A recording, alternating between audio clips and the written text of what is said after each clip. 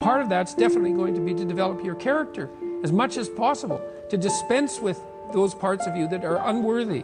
And then maybe, if you're fortunate and you do that carefully, then happiness will descend upon you from time to time. And that's the best you've got. And then also perhaps during sorrowful times, or worse, evil times, the fact that you've strengthened your character and that you're aiming at the highest that you can conceptualize, that'll give you the moral fortitude to endure without becoming corrupted during those times, and to be someone who can be relied upon in a crisis. There's an aim.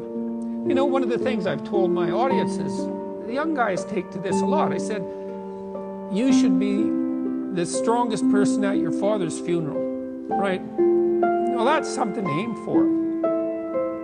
It's a transition, a generational transition, and it means that, well, all the people around you are suffering because of their loss. They have someone to turn to who can illustrate by their behavior that the force of character is sufficient to move you beyond the catastrophe. And you need that. And that's a great thing to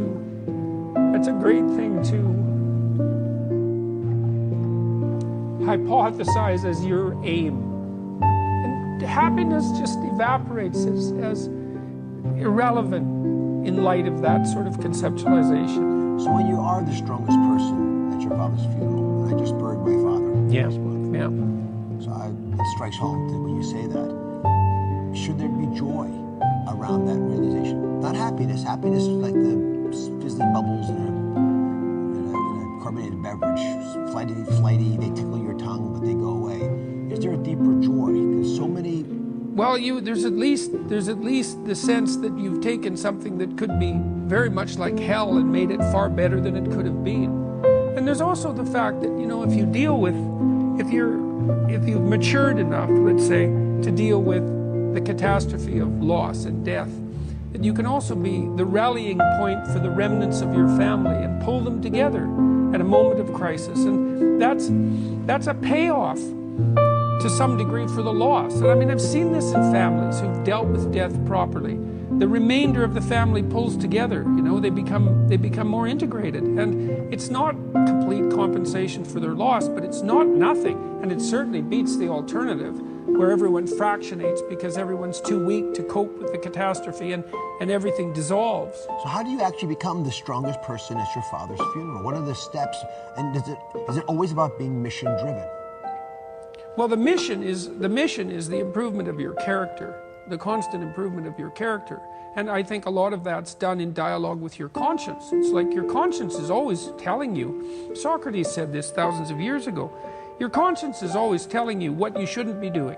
And one of the things Socrates said was what discriminated him from the run-of-the-mill person, and why perhaps we still know of him so many thousands of years later, was that when his conscience told him not to do something, he didn't do it.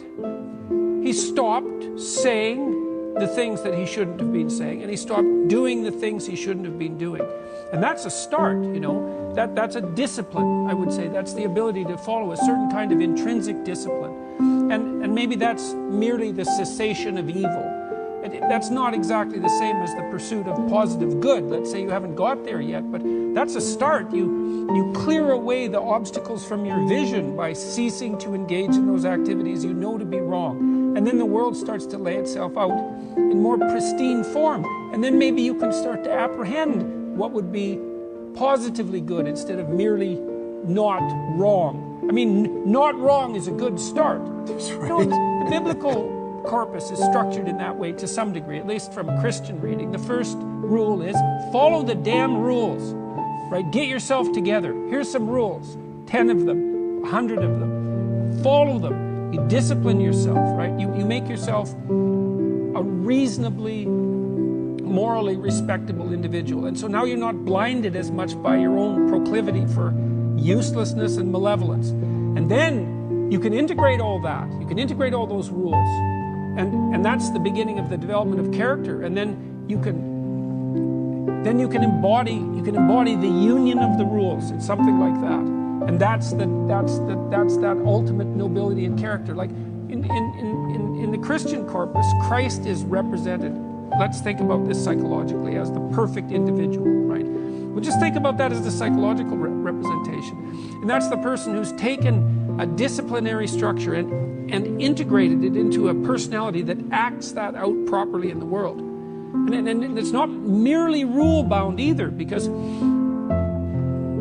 you have to follow the rules, but you also have to be part of the process that generates new rules when it's necessary. And so you take that onto yourself too as an additional responsibility. And that makes you more than a blind avatar of authority and stops you from being rigid. And if you look at a medieval cathedral, one of the things you'll see, for example, is a representation of the sky, the dome of the sky, and maybe you'll see a representation of Christ on the peak of the dome. And think about that as a representation of the ideal individual, speaking only psychologically. It's like there's something of cosmic importance about that. That's what you're aiming at, is that perfection of yourself, and that'll keep you busy for your entire life. And it'll do no harm, right? It'll make you better. It'll make your family better. It'll make your community better, and it'll give you, and it's psychologically meaningful. So there's all that. It helps you withstand suffering and disperse malevolence. But it's also extraordinarily practical, because if you become a better person, then you start to be good for things. You can fix problems. You can handle a funeral. You can handle a difficult situation. And so it's not only that it's psychologically meaningful to pursue the highest of goals and the development of your character, but it's also the best possible thing that you can do practically here and now in the material world to make it less terrible than it might otherwise be. Are your personal goals always going to be aligned with the needs of society, the needs of humanity? Well, that's a trick.